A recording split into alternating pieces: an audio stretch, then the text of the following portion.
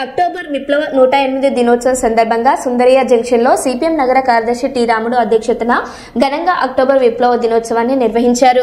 మొదట CPM party జిల్లా కార్యదర్శి గౌస్ దేశాయి పతాకావిష్కరణ చేశారు. అనంతరం రాష్ట్ర కమిటీ సభ్యులు రామన్న, జిల్లా కార్యదర్శి గౌస్ దేశాయి, జిల్లా కార్యదర్శి వర్గ సభ్యులు పిఎస్ రాధాకృష్ణ, ఎండి ఆనంద్ బాబు మాట్లాడుతూ మానవ జాతి మనుగడకు సరైన మార్గం సోషలిజమే అని తెలిపారు. మొదటిసారి ప్యారిస్ లో కార్మిక రాజ్యం ఏర్పడినప్పటికీ సరైన సిద్ధాంతం, సరైన అవగాహన లేక కొద్ది రోజుల్లోనే కుప్పకూలిపోయిందని తెలిపారు. ఆ తర్వాత కార్ల్ మార్క్స్, ఏంజెల్స్ రచించిన మార్క్సిస్ట్ సిద్ధాంతాన్ని సరైన పద్ధతిలో సక్రమంగా ఉపయోగించడం ద్వారా రష్యాలో లెనిన్, స్టాలిన్ మరియు కార్మిక వర్గ నాయకత్వంలో విప్లవాన్ని 1919లో జయప్రదం చేశారని తెలిపారు.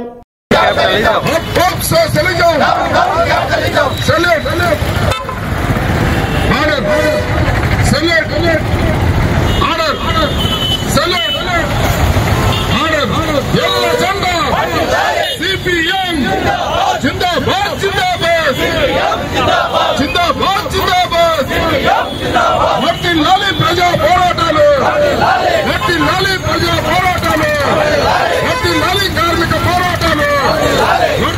కార్మిక పోరాటాలు, ఎల్ల జెండా.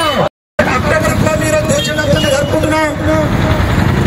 ప్రత్యేకించి కార్మికులు దాన్ని గమనించాల్సిన అవసరం ఉంది. అట్లే ప్రజలు కూడా గమనించాల్సిన అవసరం ఉంది. ప్రపంచంలో వ్యవస్థలు మారే సందర్భంలో ప్రపంచంలో మొట్టమొదటిసారిగా వచ్చింది ఫ్రెంచ్. 1886లో కార్మికులు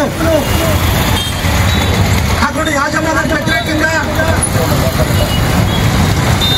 పెద్ద ఎత్తున పోరాటం చేసి వాళ్ళకు సిద్ధాంతాలు ఏం తెలియవు, ఎర్రజెండా పరిచయం లేదు. కార్ల్ మార్క్స్ ఏదైతే చెప్పాడు, ఎక్కడైతే పెట్టుబడిదారి వ్యవస్థ బలమైనటువంటి వ్యవస్థ ఉండి కార్మికులు దోపిడీ చేస్తుందో ఆ ప్రాంతంలో కార్మికులు తిరుగుబాటు చేస్తారు, కార్మిక రాజ్యాన్ని ఏర్పాటు చేస్తారని ఏది చెప్పాడు.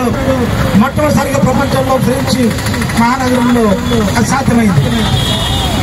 అయితే సిద్ధాంతం లేకుండా కేవలం ఆవేశంలో పోరాటం చేస్తే ప్రపంచంలో ఇట్లాంటి విప్లవాలు చాలా చోట్ల విఫలమైనాయి. అందులో ఫ్రెంచ్ విప్లవం ఒకటి. కేవలం 70 రోజులు కార్మికులు రాజ్యాంగ గారు కార్మికులు మాత్రమే. అక్టోబర్ 108వ విప్లవ దినోత్సవాన్ని మనం జరుపుకుంటున్నాం.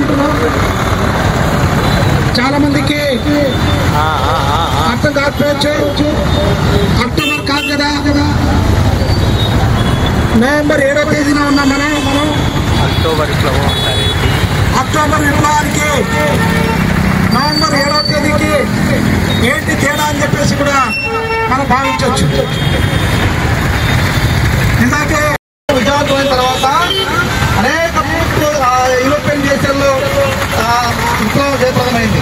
అట్లాగే మానవాళికి శ్రీశ్రీ గారు చెప్పినట్టు భూనైక ప్రపంచానికి భూమి తెచ్చిన వాడు లేనినట్టు ఈరోజు శ్రామికులు చాలా మంది అప్పదాకుండా పెట్టుబడిదారులు కానీ అప్పదాకుండా చక్రంలో చెప్పారు, వీళ్ళు కూలీలు, వీళ్ళు కార్మికులు, వీళ్ళు ఎక్కడ చేసుకుంటారు రాజ్యం అని చెప్పారు.